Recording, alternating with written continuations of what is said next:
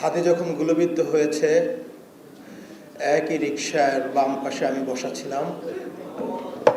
হাদি ডান পাশ থেকে সন্ত্রাসীদের হাতে গুলিবিদ্ধ হয়েছে। 12 ডিসেম্বর জুমার সালাত শেষে যে রিকশায় গুলিবিদ্ধ হন শহীদ শরীফ ওসমান হাদি, সে রিকশায় ছিলেন বড় ভাই ওমর বিন হাদিও। সেদিনের হৃদয় বিদারক ঘটনার বর্ণনা দিতে গিয়ে ভেঙে পড়েন কান্নায়। আমার মাকে বলেছিল, আমি যদি মা চলে যাই, আপনি শহীদের মা হবেন, এর চেয়ে আর গর্বের কিছু নাই। রোববার সকালে মগবাজারে ওসমান বিন হাদির শাহাদাত উপলক্ষে জামায়াতের দোয়া মাহফিলে তিনি বলেন, হাদির অসমাপ্ত বিপ্লব চালিয়ে যেতে হবে দেশপ্রেমিক জনতাকে।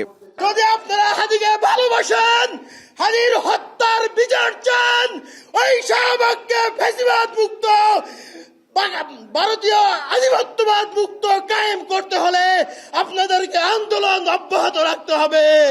দোয়া মাহফিলে জামায়াতে ইসলামীর সেক্রেটারি জেনারেল মিয়া গোলাম পরওয়ার বলেন, হাদির জানাজায় প্রধান উপদেষ্টা খুনিদের গ্রেপ্তার বিচার নিয়ে সুনির্দিষ্ট বক্তব্য না দেওয়ায় হতাশ হয়েছে জাতি।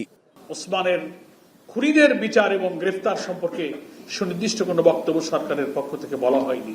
জুলাই যোদ্ধাদের জীবনের নিরাপত্তা নিয়ে শঙ্কা প্রকাশ করে মিয়া গোলাম পরওয়ার বলেন, হাদিকে গুলির ঘটনা বিচ্ছিন্ন নয়।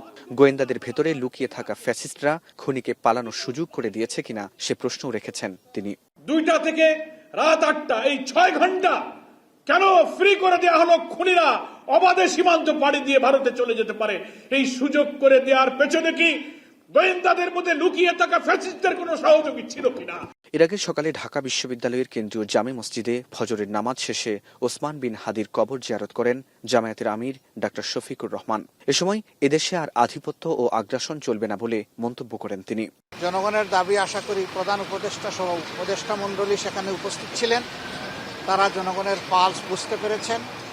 জনগণের পার্শ্বের প্রতি সম্মান দেখিয়ে অতি দ্রুত সমস্ত সন্দেহ সংশয়ের বাইরে এসে খুনিদেরকে গ্রেপ্তার করতে হবে এবং আইনের আওতায় আনতে হবে।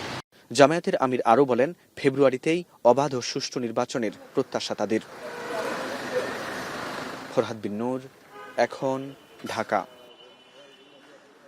4 গুণ শক্তিশালী এনজাইম ও অধিক ফেনা সমৃদ্ধ অরিক সিলভার ওয়াশ মাত্র 70 টাকায়।